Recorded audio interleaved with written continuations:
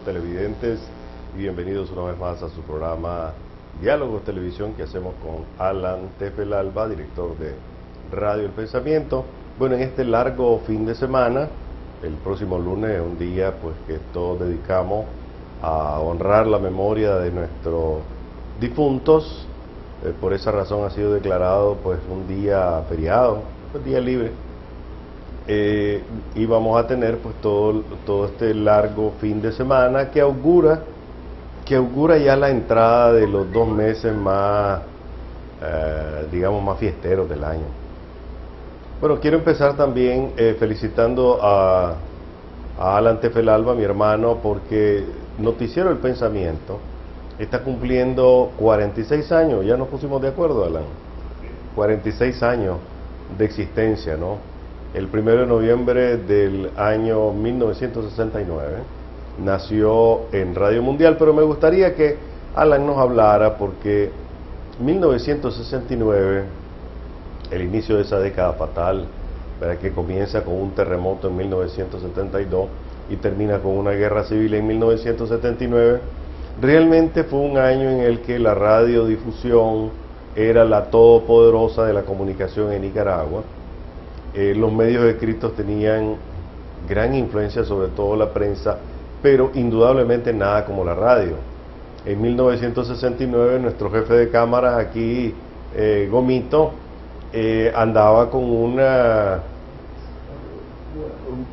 Era de la época todavía del cine, ¿verdad? Aquí eran como películas mudas, ¿verdad? Él ya era camarógrafo, estaba realmente comenzando sus años.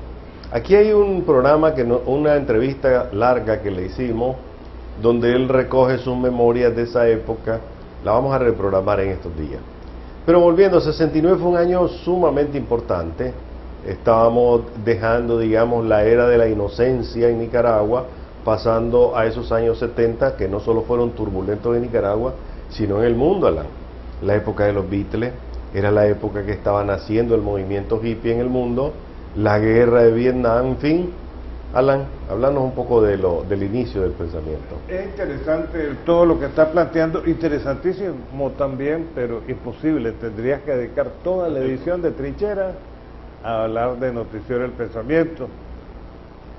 O sea, los mejores elementos de la comunicación han estado en Noticiero El Pensamiento. Se me va a la mente grandes locutores como Abel Garay Santamaría, Antonio Amaya, Óscar Enrique, René Blanco Romero, primo de nosotros, era sobrino del Tayacán. Porque esto de Tayacán, el Tayacán era tu abuelo, David Uriarte. Después aparecieron con una canción del Tayacán, pero el Tayacán era tu abuelo, y le decía Tayacán Tacho Somoza, y lo nombró sargento y comandante de Tarragona para que hiciera reales.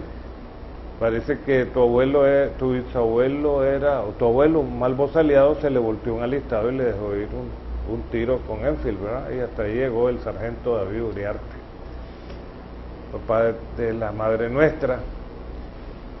Los años 60 realmente fueron el inicio de una nueva era, prácticamente para el mundo entero, como estabas señalando vos, en la época misma de los hippies, de los Beatles, de la guerra de Vietnam, que fue una guerra que nunca la aceptó el pueblo americano. El pueblo americano apoya a los Estados Unidos y a su gobierno en la Segunda Guerra Mundial, en la guerra de Corea, para detener el avance de las hordas comunistas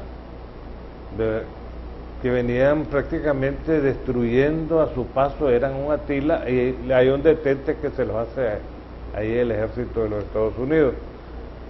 Es la época del teletipo, siempre te recuerdo vos, y el pleito con el Chino León, peleándose por los cables, digamos. El Chino, aunque no tenía noticiero ese día, pero recogía cables para el lunes. Él le daban una extrita de extra, y también trabajaba en el noticiero La Verdad. Noticiero El Pensamiento pasa a ser ahora el decano del radioperiodismo nacional. ¿Y por qué el decano?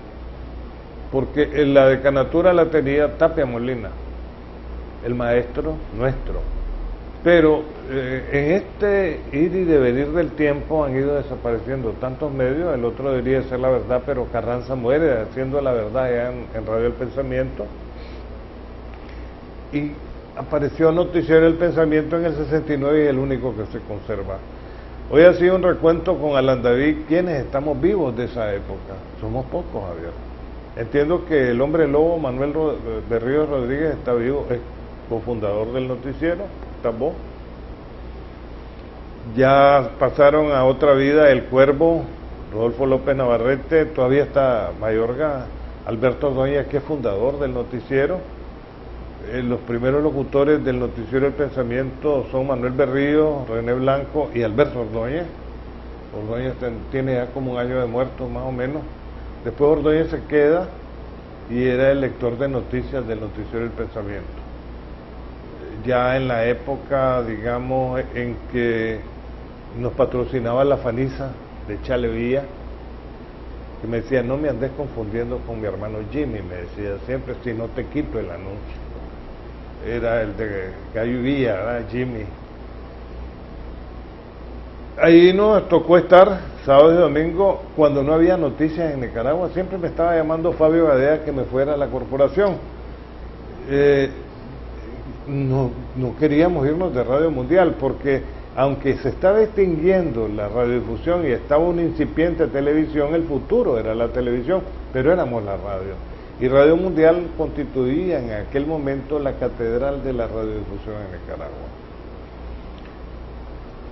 A raíz del terremoto, don Manuel piensa ensanchar su capital. Como director de Radio Mundial le nombra a Agustín Fuentito, para dirigir todos los noticieros de Radio Mundial. Se queda Tapia. Los demás se fueron a Radio Continental, yo me fui a Radio Corporación porque con el doctor Valle Quintero y con Marianito pues nunca fuimos grandes amigos.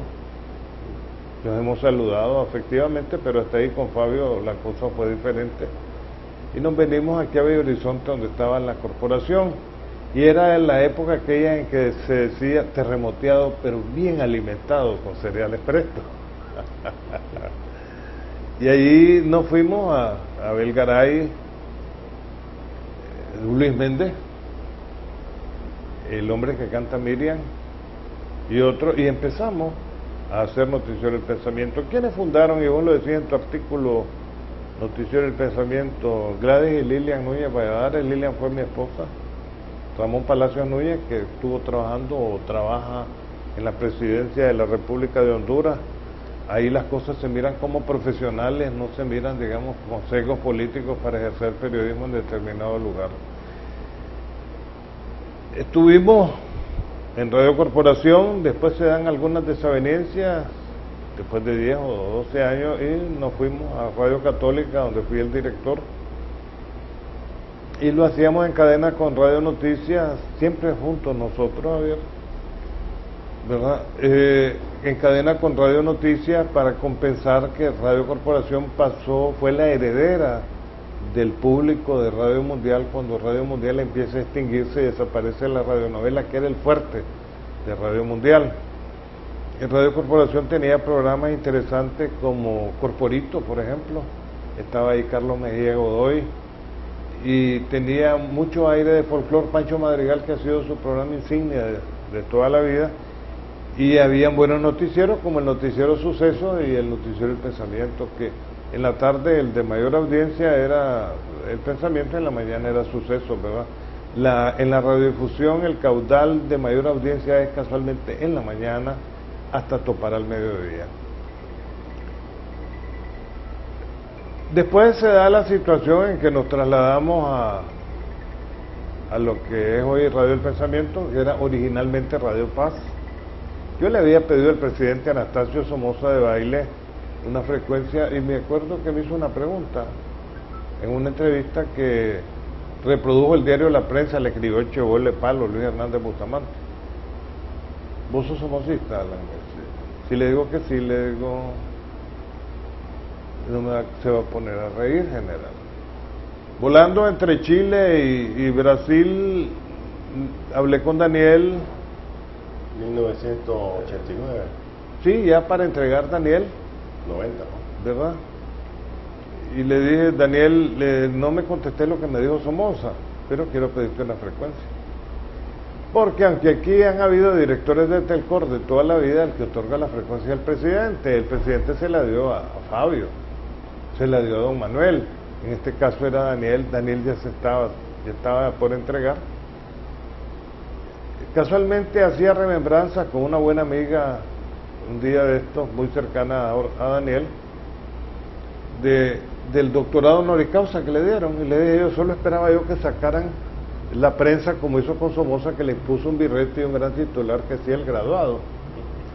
Y la verdad es que ese honoris causa que le dieron aquí, yo estuve en un honoris causa que le dieron en Chile y otro que le dieron en Brasil. Fue un momento que llegamos a Sao Paulo, ahí se lo dieron y estaba Fidel Castro. Fidel Castro siempre lo recuerdo yo que dio un discurso que dijo en una chifleta: la revolución cubana no es como un castillo de naipes que a la primera ráfaga de viento se cae. En el avión, y aprovechando la plática que yo había tenido con Daniel, le dije, no vayas a cometer el error de lo que dijo Fidel Castro. Hay que entregar el poder, Daniel, y eso te va a sacar grande y vas a volver. Le salió, ¿verdad? La condición que me puso Daniel para darme la frecuencia fue la siguiente: la condición que te voy a poner, me dice, no es como la de Tacho, que siga siendo el hombre libre que siempre he sido, y he sido el hombre libre que siempre he sido, y he expresado mis puntos de vista, y como decía tu mamá, ¿te gusta la radio? A tu gusto, papito, me decía, las noticias como vos querés y la música como vos querés. Hemos sobrevivido momentos duros, hemos tenido buenos momentos en estos altibajos de la vida, no nos confiamos porque la vida nos ha dado experiencia. Yo he visto que algunos aquí con un poquito de poder lo utilizan para hacer daño. Yo he procurado en mis momentos de poder y en el momento en que la radio ha subido, hacerle el bien a la gente, como la campaña del juguete para el niño pobre, la clínica que ahí está y que atiende a la gente pobre. Hemos dejado competir con la campaña del juguete para el niño pobre porque no puedo competir con el gobierno. O sea, yo no voy a estar regalando ripio y el gobierno, digamos, con todos los recursos que tiene, da juguetes bonitos, y mejor pues le doy chance al gobierno y no hacer yo campañas paralelas. Hemos tenido, como dice José Antonio Alvarado, que quedó ahí con los votos del frente como presidente del Parlacén, el mejor elenco de la comunicación lo tenemos nosotros, a pesar que hemos tenido bajas sensibles como es la de Alejandro Acevedo, Roberto Sánchez, Santiago Meneses Vallecillo, Ponciano Lombillo, el Negro Acevedo, gente que contribuyó a hacer de la radio El Pensamiento lo que hoy para mí la emisora, porque aquí no hay survey desde 1996. Cuando ustedes miren esos surveys que dice primer lugar, eso es mentira, no existen los surveys para medios de comunicación más que el que hizo nuestro buen amigo que estuvo de visita en la radio, que me mandaste vos, ¿verdad? Y que aparece en la radio muy bien, con audiencia. Hoy pienso que Radio El Pensamiento es, digamos, un oasis dentro de la comunicación, porque la gente puede expresarse, Javier, y lo hace libremente. Lo único que pido es que no ofendan, ¿verdad?, a los demás, pero que si son sandinistas, si son conservadores, si son liberales, me tienen sin cuidado. Todos tienen derecho a hablar y a expresarse, porque a todos nos cuesta esta tierra que es nuestra. Se ha respetado mi manera de pensar, la ha respetado este gobierno, en el sentido de que sigo siendo el hombre libre que siempre fui. Somos ya pocos medios de comunicación independientes, digamos, en radio serán 2, 3 radios, todas las han comprado ellos. Trinchera, la Bolsa de Noticias, con los compromisos que tenemos también. Si para mantener un medio no es jugando. Y muy pocos medios. Me dicen que hay una radio en León que tiene criterio propio también. Y aquí vamos, digamos, no pensando en cumplir otros 46 años, Javier. Porque yo pienso igual que tu mamá, yo no quiero llegar a viejito. Bueno, hasta cuando Dios decida, pero tener la suficiente fortaleza para todos los días dar el mejor esfuerzo que vos y yo hemos dado en la vida, como es el periodismo. Hay algo que vos dijiste y que tiene que ver, Alan, con el año 1969.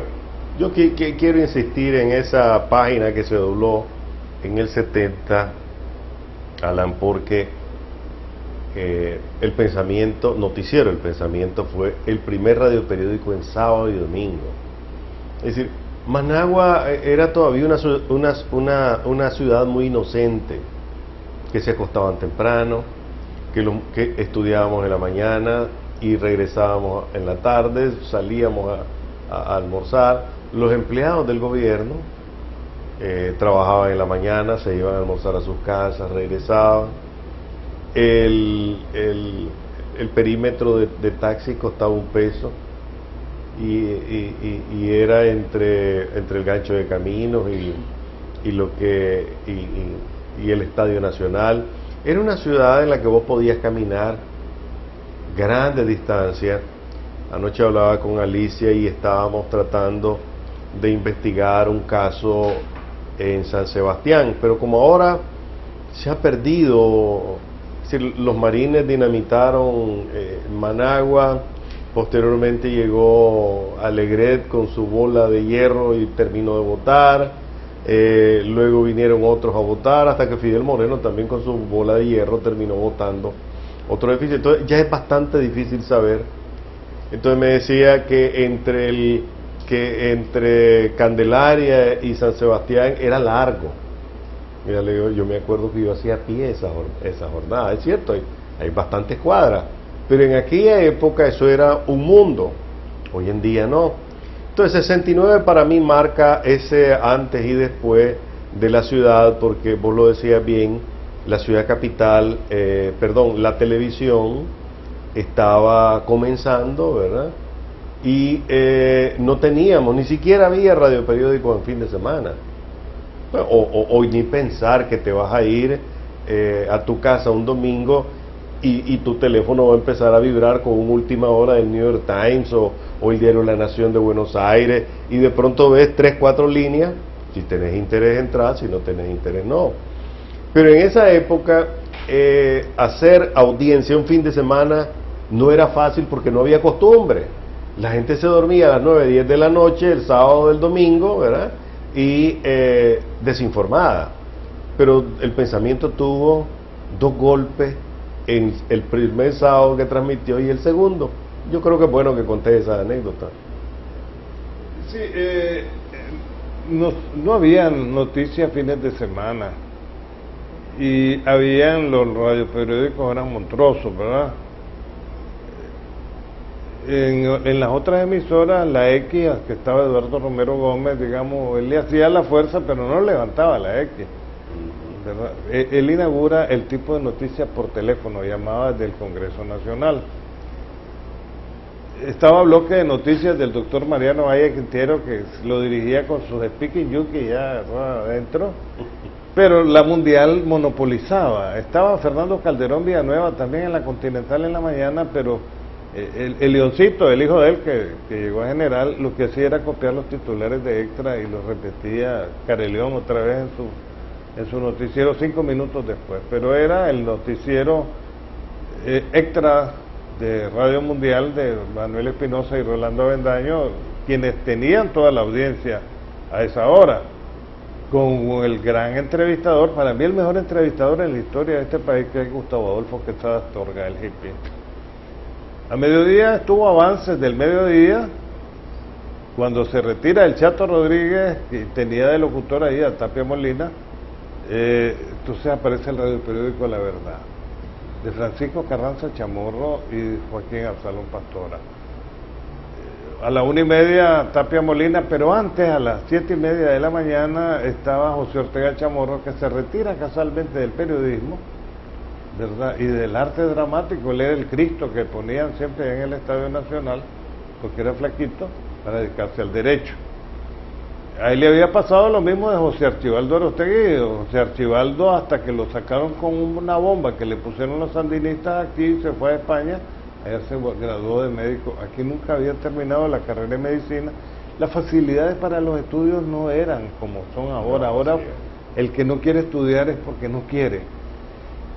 A las 6 estábamos hablando de estrellas de la radio en ese momento, ¿no? Así es. 6 de la tarde, Extra. Otra vez, 7 de la noche, El Mundo al Instante con Armando Proveedor. Yo trabajé ahí con Armando Proveedor. 10 de la noche, el radioperiódico La Verdad. Entonces esto se cortaba, como decimos, el viernes.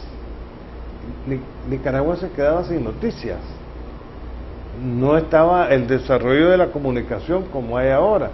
Entonces se nos ocurrió hacer un noticiero sábado y domingo para darle continuidad al radioperiódico La Verdad de Carranza Chamorro y Joaquín Pastora. Entonces ese fue el éxito que nosotros tuvimos. Nosotros, Javier, y ahí estabas vos, empezábamos a trabajar a las 12 del día y todo el mundo, incluso vos, apurado pues de terminar tu material temprano para irte a parar a la entrada de Radio Mundial a ver qué cuñas de muerto llegaban y agarrar tu tajada. Era la mejor fuente de ingreso, ¿verdad? A ver, Alan se refiere a que cuando en esa época, para informar, para que la gente supiera que se había fallecido alguien, vos pagabas lo que nosotros llamábamos internamente una cuña de muerto. En la Mundial. En la Mundial. Entonces, la gente, si alguien fallecía un sábado o un domingo, la gente corría a la Mundial a poner un pequeño anuncio, fulano de tal ha muerto, ¿verdad? Falleció, lo están velando en tal parte. Y eso tenía un precio que por ser sábado y por ser domingo era muy importante. Entonces, no hacía un descuento, Javier.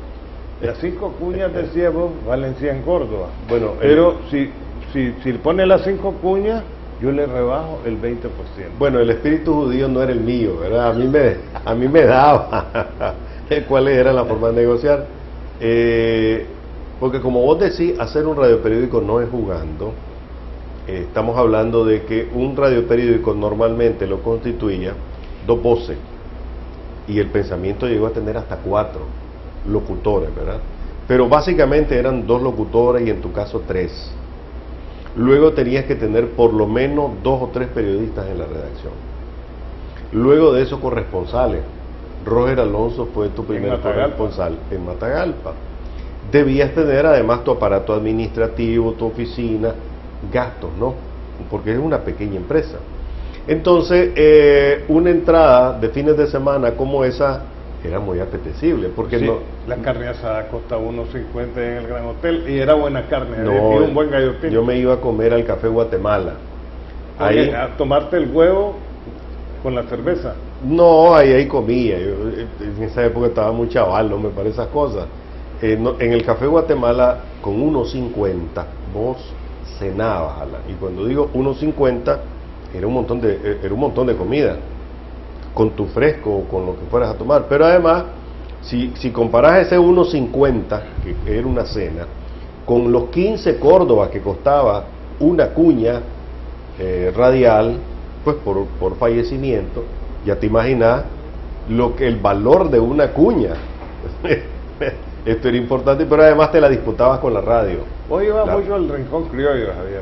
Ahí eran 2 bocas al gusto, media botella de Santa Cecilia y 15 Córdoba. Bueno, yo los acompañaba, ¿verdad? Porque estaba muy chaval. Ustedes sí eran viejos jugados, gomitos, por ejemplo. Entonces, volviendo al tema, tu primer audición fue con un impacto noticioso. Sí, fue un impacto noticioso, pero fue el domingo, Javier, que cae Jacinto Vaca y a mí me llama Samuel Toruño y me dice, no sigas dando la noticia, porque te va a parar Luna. Mejor, me dice, solo dejarlo en el titular, te venís mañana aquí por Montoya, ya me dio la dirección, que te tengo una cajilla de Sandy McDonald, me decía. ¿Verdad? Entonces, si realmente nosotros ya lo sabíamos, o sea, teníamos el antecedente que Luna o el coronel Monge llegaban con una tijera a recortar el noticiero La Verdad. O te cerraba la radio. O cerraba la radio, entonces sí nos fuimos. Creo que me acompañaste vos a traer una cajilla de Sandy McDonald. Tal vez para cargarla, pues, pero... Siempre recuerdo un pleito que se tenía el Chino León por un periodista que tuve en aquella época y no querían darle las 2 botellas de Sandy McDonald para esta época y 300 Córdobas al comandante Bayardo Arce, que era periodista en esa época. El Chino León lo metía mucho lo que hizo el Chino León. Cuando ganó la revolución, el Chino se fue a Guatemala y después volvió. Sí. Pero son historias que nunca volverán, ¿verdad? Pero que Así están es. ahí, Javier, que están ahí y que pues parte de la vivencia de nosotros. Yo me acuerdo al Chino peleando con Arosemena en el Congreso, que le dirán a Bayardo, pues porque a todos los periodistas nos estaban dando, ahí estaba Elvira, Alejandro ahí estaba vos. Arosemena. ¿Verdad? Alejandro Arosemena, de ellos tengo muy buenos recuerdos. Chupayelo, ¿te acordás de Chupayelo? Era uno de los escoltas de Cornelio León. En una ocasión esta revista va a molestarme, mira revista, o te calmas o te calmo, le dije yo. Ahí está revista todavía. Ahí está revista. Entonces pasó Chupayelo por ahí. Estábamos en la antesala de la oficina del doctor Cornelio León, que fue mi tío, y le digo, ¿por qué odias al doctor Cornelio León? Inmediatamente Chupayelo se voltea y me dice, ¿quién odia al doctor de eso? Era peligroso en esos días mencionar eso. En el caso de Benavides, me acuerdo que Santiago Meneses llegó y entonces le hacían chistes, llegó muy elegante, que si era el embajador de Mongolia, dijeron, ¿verdad? Porque era chinado. Y está Benavides, va a hincar la yegua, también Benavides ya murió. Le digo, Benavides, o te calmas o te calmo. Entra el coronel Alessio Gutiérrez, pero iba a llegar Tachito. Entonces le digo, Benavides, ¿por qué odias a la Guardia Nacional? No, porque Hasta ahí llegó la cosa, estaba jugando. eran esos tiempos, Javier, peligroso. ¿verdad? En que si venían, porque estamos hablando de los 60 y los 70, vos mirabas dos guardias que venían en la misma acera, mejor te cruzabas de acera, mucho menos que los vayas a quedar viendo. Ahora, con todo estos policías y esta mordedera que se tienen los del tráfico, platicas con ellos, negocias con ellos. Sí, a veces es bastante injusta la comparación, es injusta la comparación. Es que son educados, Javier. Es otra cosa, son otros tiempos. El único con el que negociabas de la guardia en aquella época era con Lunita. Sí, pero al final terminaba dando de los 20 pesos, pues. No, sí. Bueno, Alan, Una mano te decía, como Jaimito. Como Jaimito. Bueno, Alan, con este homenaje, ¿verdad?, a Noticiero del Pensamiento, realmente queremos rendirle un homenaje a todo el radioperiodismo de Nicaragua, ¿verdad? Porque a pesar de todo, a pesar de lo diezmado que está, continúa siendo una institución en este país. Un homenaje a la radiodifusión. Todas las encuestas siguen diciendo que es el medio número 2 en audiencia nacional, lo cual yo discuto mucho, porque ni las radios nacionales, son contados con la mitad de los dedos de una mano las que verdaderamente llegan a la costa Caribe, a Río San Juan, al Cerro Mogotón, son poquísimas. La radio local es la que domina, y domina tanto como el cable local, porque cuando me dicen canales de audiencia nacional desde Managua, si no existiera el cable, no se verían, porque tampoco tienen potencia para llegar ni al Caribe, ni al sur, ni a Jalapa. Entonces, para mí, que la radiodifusión sigue siendo número 1 en sus departamentos por el fenómeno local, por la radio local, ¿verdad? Así es que con esto queremos rendirle un homenaje, contar algunas anécdotas sobre periodismo de otras épocas, de cómo realmente, incluso con lo que acaba de contar Alan, que hacíamos periodismo, ¿verdad? Vos y yo viajamos continuamente a Honduras en aquella época y teníamos vínculos con Centroamérica. El mejor radioperiodismo de Centroamérica estaba en Nicaragua. Así es. Y aún hoy, que nos han diezmado y que tecnológicamente nos hemos atrasado por falta de recursos, con todo y eso, el periodismo libre e independiente sigue siendo exitoso. El de los Cachorros de Chicago no ha tenido éxito a pesar que es tecnología de punta. Porque yo soy de los que sigue pensando, porque aquí tenemos a este hombre que es de la vieja época, que está detrás de la cámara. Los medios de comunicación no los hace el medio, o la potencia del medio, o la tecnología, lo hacemos los hombres que trabajamos en los medios. Y por eso hoy en día los medios de mayor influencia son los que tenemos contenido independiente. Bueno, con esto pues vamos a un cambio comercial, regresamos, hay otros temas de la agenda de la semana, indudablemente el tema de las marchas y contramarchas, el tema de la desaveniencia sobre el desarrollo económico para este año, esto y otros temas al regresar.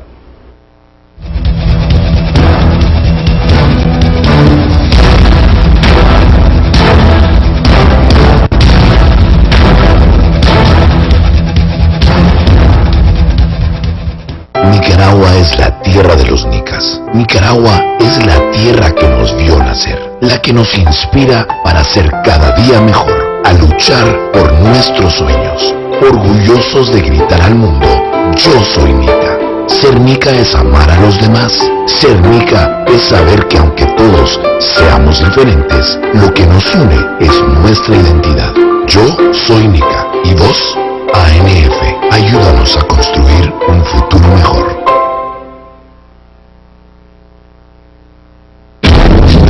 Transmitiendo por una expresión libre de Nicaragua, Radio El Pensamiento, 880 kHz, y para el mundo, radioelpensamiento.com. Radioelpensamiento.com. Radio El Pensamiento, la emisora más libre para opinar e informar.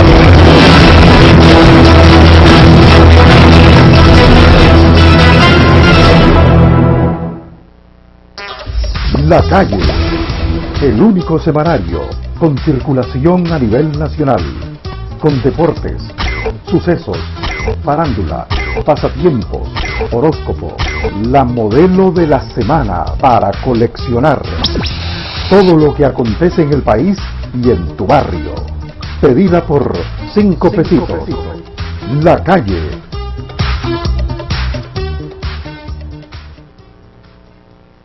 ¿Qué esperas para tener un smartphone Claro con llamadas, mensajes, WhatsApp, Facebook, Claro Música y Claro Video ilimitados? Todos incluidos en un mismo plan postpago ilimitado. ¡Claro que sí!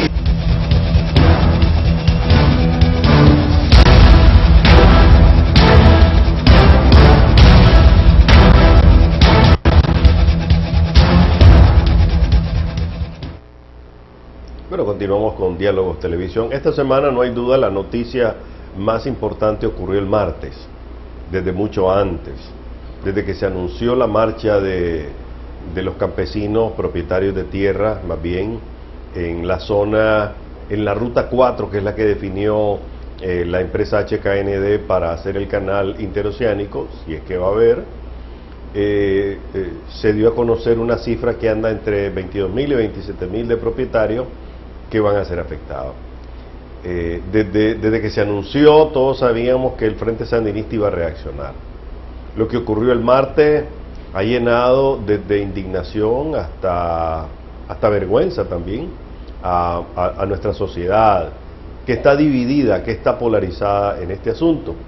Voy a comenzar con Alan pidiéndole su enfoque de qué fue lo que ocurrió ese martes. Mira, yo opiné al más alto nivel de este país que los hubieran dejado marchar. Y así como vinieron, se fueron. Sencillamente les dieron un protagonismo mayor que el que ellos iban a tener. Con todas las posibilidades que puedan tener los finqueros, no hubieran reunido más de 2.000 o 3.000 campesinos. Entonces, la respuesta que yo tuve también al más alto nivel es que la campaña política empezó ese día. Empezó para la oposición y empezó para el frente. Pero debo señalar una cosa: los campesinos que vinieron a protestar aquí, que lo que querían era hablar con el presidente, son sandinistas.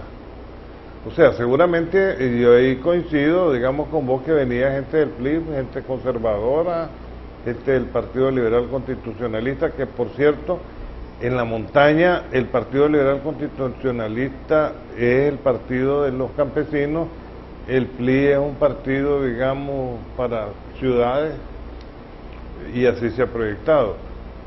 Me parece que fue muy desproporcionado, pero también se dio una cosa, Javier. Esta gente demostró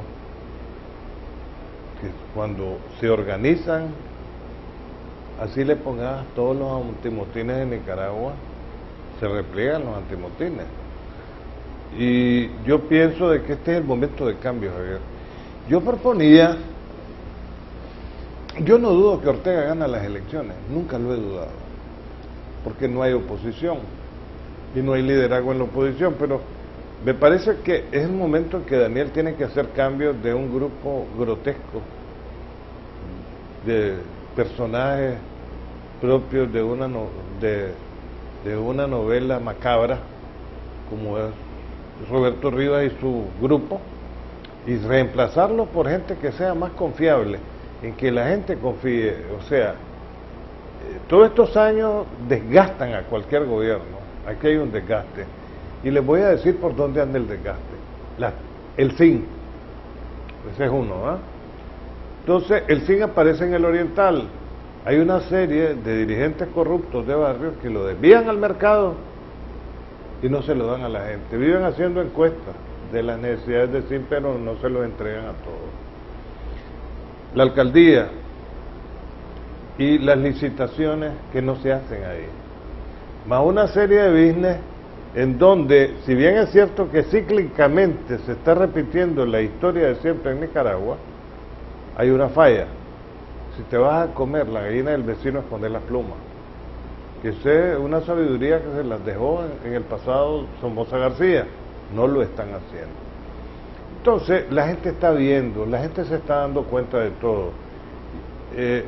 Así como hay crisis en estos momentos en la oposición, en donde no hay liderazgo, o sea, dos liderazgos he conocido yo aquí de grandes dimensiones en su momento, Fernando Agüero y Arnoldo Alemán. Fernando Agüero con su lucha antisomocista y Arnoldo Alemán con su lucha antisandinista en su momento.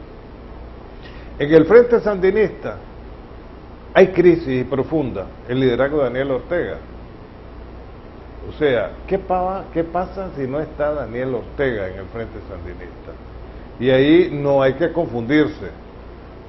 El día que no esté Daniel Ortega, el frente sandinista va a entrar en una crisis, digamos, en que lo va a atomizar por la fuerza y el carácter de Daniel. No ha podido ni acusaciones ni campañas de descrédito contra él, pero quítame a Daniel, y si me va a la mente aquí el caso de Somoza, el líder único, el jefe único, el jefe supremo, aquí lo debe recordar el compañero camarógrafo de siempre, que para mí es un honor que lo tengas aquí, lo aprecio mucho. ¿Qué pasó cuando Somoza se va? Se desplomó la guardia. El frente, ¿qué es el frente sin Daniel? Y yo coincido con algunos, aquí el frente sandinista ya no carece de ideología, y lo que hay aquí es danielismo y simpatía a Daniel. Te la paso a vos. Bueno, yo coincido con muchas de las opiniones que hoy son aceptadas y acertadas sobre esto. En primer lugar, el derecho constitucional, el derecho humano de manifestarte, ¿no? De expresarte públicamente. No podés reprimirlo, ¿verdad? Y menos en la forma en que lo hicieron, utilizando desde una institución como la policía hasta grupos paramilitares como los de los motocicletas. Los tontón, mejor. Nos recuerda, y efectivamente, bueno que lo hayas dicho, y parecerá duro, pero es la realidad. Esas eran las huestes del doctor François Duvalier. Sí, y Papadoc. Ese fue fundamentalmente las fuerzas en las que él descansaba, fuerzas criminales, fuerzas represivas. Porque hay unas imágenes, Alan, que vi en el canal 14, canal de los Pelas, durísimas sobre lo que ocurrió en la rotonda de Bello Horizonte. Lo que se expresó ahí fue un sentimiento criminal, no fue disuasivo. Gente que se fue sobre otra gente y le dio con lo que tenía. Se expresaba odio en esas imágenes, y lo que se miraba también, Alan, era deseo de matar. Llegar a esos extremos, convertir esos extremos realmente en una expresión política, es lamentable para el Frente Sandinista, porque esos tontómacos, o como se les quiera llamar, esos motociclistas, Alan, estaban persuadidos que lo hacían por Sandino y por el Frente Sandinista. Y te lo digo, es una vergüenza. O por la moto. Por sus intereses personales. Podrá ser su empleo, podrá ser $1, $2, lo que sea, Pero esa gente llegó ahí en nombre de Sandino y del Frente Sandinista. Los sandinistas honestos, reales, sienten vergüenza de eso. En segundo lugar, en primer lugar, se ha, digamos, violentado un derecho fundamental. En segundo lugar, se está utilizando el poder para protegerte de las protestas. Y eso es un signo de debilidad. El presidente Ortega nunca se había visto, que yo lo recuerde de una manera tan brutal, que utilice todo el poder del Estado para evitar que lleguen a Managua, ¿no? ¿Y quiénes han llegado a Managua? Tercero, hay una encuesta del Programa de Naciones Unidas para el Desarrollo, Alan, que porque querían ahondar sobre el tema de si esta sociedad está dispuesta a ir a las calles e ir a luchar. Resulta que la mayor parte de la sociedad no quiere violencia, no quiere ir a las calles. Pero cuando le preguntan por preferencia partidaria, el 65% de los sandinistas dicen que están dispuestos a ir a la calle para defender una causa en particular. Mina y Limón fueron sandinistas los que estuvieron en la calle. La mayor parte de esos campesinos que venían ahí eran sandinistas. O sea, la gente dispuesta a ir a fajarse a las calles contra quien sea, son más cercanos al Frente Sandinista que a otros partidos políticos. Y mirarlo de esta manera: el día martes a las 7 de la mañana empezaron a concentrarse frente al diario La Prensa un grupo de dirigentes políticos y de organismos de la sociedad civil para esperar las caravanas. Ese grupo nunca pasó de 100, 200 personas, no pasó de ahí. Como las marchas frente a Metrocentro llevan casi 50, Alan, y Eduardo Montealegre no ha podido pasar de 100, 150 personas en el mejor de los casos ahí. O sea, ¿por qué no estaba llena la carretera norte? Simplemente porque la gente no está dispuesta a ir a fajarse contra nadie más, excepto los sandinistas. En consecuencia, me parece que Daniel Ortega ha cometido un error gravísimo al enfrentar a gente que es más cercana a él que a otros partidos políticos, que lo que ha hecho es defender sus propios intereses. La gente de Mina Limón está defendiendo lo que ellos creen que es su derecho.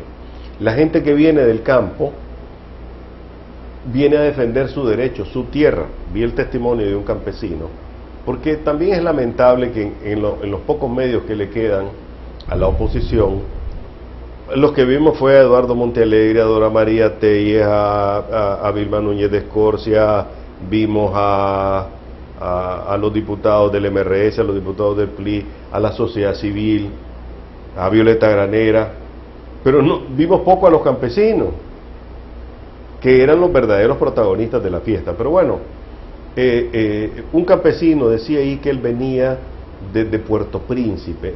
Eso es uno de los lugares más calientes que hay en la zona de amortiguamiento entre el Caribe y la zona central de Celaya. Él dijo: yo vengo porque mi tierra me la heredaron mis padres. Yo ya le heredé a mis hijos. Ellos tienen su familia, ellos viven ahí están enterrados nuestros ancestros, dicen. A eso es lo que venimos a defender. Hombre, si no sos capaz como gobierno y como líder político de escuchar eso, que tiene una enorme trascendencia en el microuniverso, en el que un padre construyó una casa, 4 palos, y tuvo 5 hijos o 10 hijos, y cada uno fue a formar su familia, y que de repente hay ahí un microcosmos social. Si no sos capaz de entender eso, no vas a entender lo que está pasando en este país. Por eso creo que no solo se violó la Constitución, se violaron las leyes, sino que el Frente Sandinista se ha puesto una mina en los pies. Porque esa marcha desganada de miles de muchachos y de empleados públicos que hubo ese día, Alan, realmente eso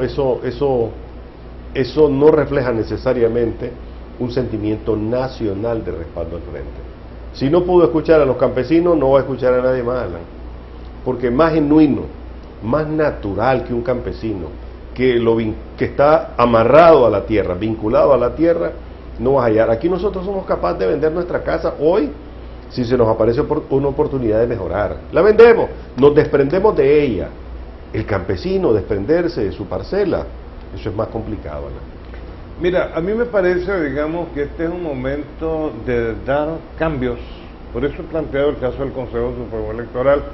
Es una vergüenza nacional, una vergüenza para el frente y una mala proyección de imagen de nuestro país. En el frente no se produjo el cambio generacional necesario y que lo define muy bien pues, la historia, que es la cultura, la transmisión de conocimientos de una generación a la otra. Entonces truncaron a la gente vieja y apareció un grupo de robots y androides que dicen que representan a la juventud de este país. No puede ser. La juventud de este país está representada en las filas de jóvenes que todos los días están frente a la Embajada de Costa Rica buscando visas para irse. La juventud de Nicaragua, pues no son los mismos. Todos los días es una fila con gente diferente. La juventud de nuestro país está representada en los que llegan a la Embajada Americana buscando cómo irse. Aunque ahora el viaje es a Panamá y a España. Aunque dicen que si son morenitos te regresan en el avión. Los españoles quieren cheles, ¿verdad? Entonces, el problema para mí del frente es la conducción que ha tenido el frente. O sea, el frente sandinista, y ahí te lo definí hace un momento, es Daniel Ortega. Entonces, lo que hay es danielismo. Es un gran líder, pero no tiene relevo, Javier. Es lo mismo que le pasó a Tacho. Lo mismo que le pasó a Tacho, porque la historia en este caso es repetitiva. En el caso, y eso no solamente en el frente, en el caso del PLC. O sea, ¿qué brillo puede tener ver ahí a un señor conservador y a un pobre muchacho que han puesto de candidato a vicepresidente? La figura del PLC, Arnoldo, Javier. La figura del Partido Liberal Independiente, y está vivo todavía, es Virgilio Godoy. Sí, ¿verdad? Y entonces hay una serie de advenedizos que entran al Partido Liberal Independiente que nadie les cree. Sencillamente la gente está desconcertada hoy en día en Nicaragua. Y entonces el único liderazgo visible que se mira, porque Arnoldo tiene una especie de retiro, con toda la campaña que para desfigurarlo, sumado a la forma de actuar de él, que es muy chafarote, es sencillamente el reflejo de la historia de Nicaragua a través del tiempo. ¿Qué le pasa al primer jefe de Estado que es en Nicaragua? Tiene un subjefe de Estado. Y entonces le da golpe de Estado el subjefe y le dice, te voy a fusilar, le dice, en la Plaza de la República, esa plaza que todavía está, y te voy a dejar ahí para que te coman los opilotes. Y se lo comieron. O sea, este ha sido un país de que en la lucha por el poder, la traición, y el que, en el caso de los liberales, el que ha puesto traición al que lo pone. Y en la época contemporánea lo vemos con Leonardo Argüello, René Chic y Enrique Bolaños, que es el más traidor de todos. Pero en el caso de los liberales, en el caso de los sandinistas, hasta hoy se logra la cohesión por el liderazgo de Daniel. Pero una cosa es Daniel como líder en el poder, que no pudieron arrebatar el partido y ahí están metidos todos en el MRS, ahora ahí está todos los comandantes de la revolución y algunos prefirieron apartarse como Willow. Lo que está ocurriendo hoy en Nicaragua es lo mismo de siempre y lo que ha ocasionado levantamientos en este país. No hay un equipo como lo tuvo la Dirección Nacional en los años 90. Esa cohesión les permitió estar en el poder durante 10 o 12 años. Por eso decía yo, ¿y después de Daniel qué? Y en el caso del PLC, después de Arnoldo, ¿qué? Esas dos cosas que pusieron ahí, esos dos, eso no representa nada. Y en el caso del PLI, ¿qué? Ahí falta Virgilio, falta el colega periodista, que estamos hablando de histórico, ¿no? O sea, nos aferramos a la historia ante la falta de liderazgo. Y en el caso del frente, el gran error que han cometido, haber apartado al frente sandinista histórico, el que hizo la lucha, y poner un grupo de muchachos que hacen la fonomímica que lo mandan a hacer en la plaza. O sea, sin cerebro, sin pensamiento. Eso, se acabaron los pensantes ahí. Y en ese sentido pienso que tiene que haber un golpe de timón en el frente, si quieren permanecer en el poder después de Daniel. Mira, pienso que si por la víspera se saca el día, si lo que te dijo este alto dirigente del gobierno es el pensamiento de Daniel Ortega, que el martes pasado comenzó la campaña electoral. Y si la oposición va a utilizar el recurso de las calles, montándose en reclamos concretos, específicos, pienso que vamos a tener una campaña violenta y vamos a tener una campaña peligrosa, ¿verdad? Porque si algo ha tenido Mina Limón, si algo ha tenido los campesinos que llegaron en camiones hasta Managua, es el desafío del poder. Hasta hace algunos meses, Daniel Ortega era el líder incuestionable con su enorme poder, sus enormes aparatos de poder, ¿no? Y la gente, y todos vivíamos sorprendidos, y aún vivimos sorprendidos, porque aquí nadie se levanta, nadie va a las calles,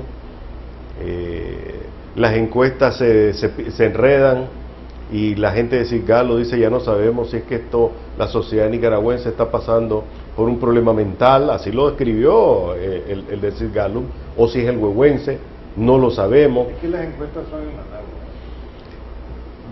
¿Verdad? Como sean, el problema es que hasta hace algún tiempo nadie se atrevía a ir a las calles, tal vez porque no quería, tal vez porque les parecía que era innecesario, por miedo, por autocensura, pero hoy en día hay grupos que están dispuestos a cualquier cosa con tal de hacerse escuchar.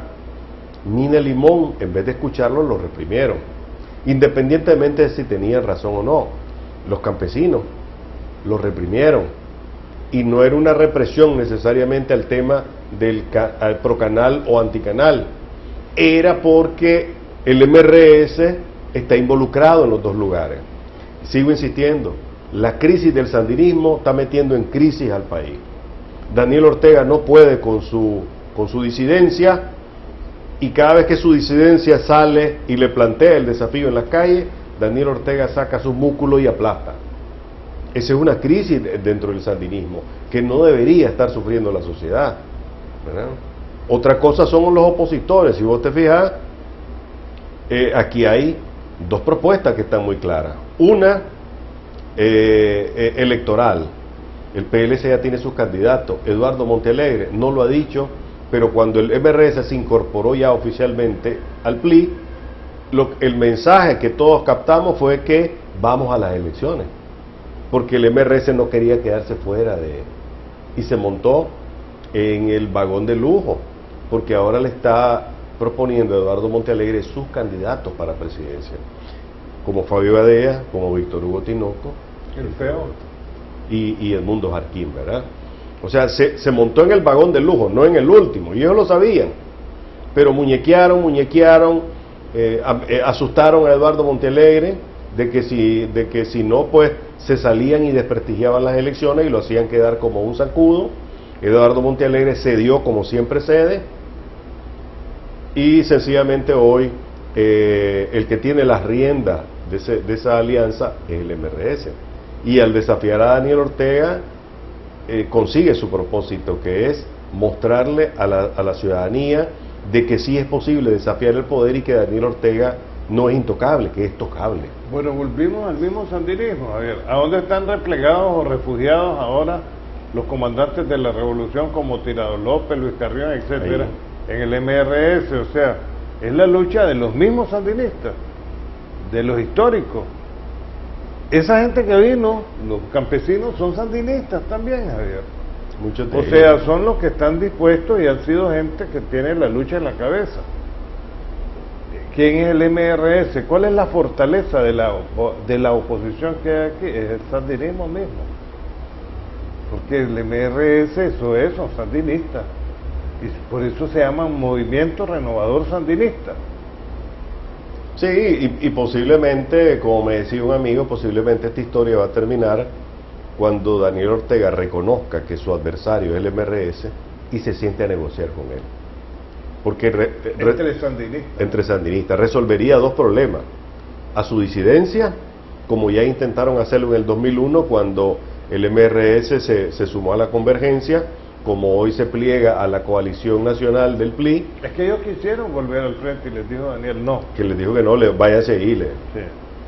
Y ahora ellos dicen, yo no me voy a hacer liberal. Háganme ahí un círculo en el que pueda entrar, y entraron a una coalición en la que lo único destacable son ellos. Entonces no hay duda que el MRS lo que está es abriéndose el camino para llegar a un momento en que Daniel Ortega, cuando sienta que se está debilitando su poder, va a negociar con el que se lo debilita realmente, que es el MRS. Entonces el gran ganador va a ser aquí el sandinismo de nuevo, cuando se sienten a negociar, cuando pacten, porque lo que viene es un pacto entre sandinistas, como el de marzo de 1979, cuando las tres tendencias se juntaron, para poder seguir gobernando un tiempo más. Y quiero ver un montón de caras cuando ese momento llegue. No es mi pronóstico, alguien me lo hizo y me parece que tiene mucha razón. Es que tiene lógica. El otro tema, Javier, es el del canal.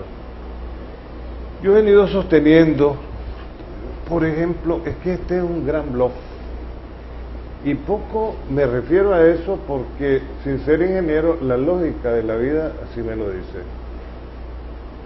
Es Gran Canal, así se llama la cosa, ¿ah?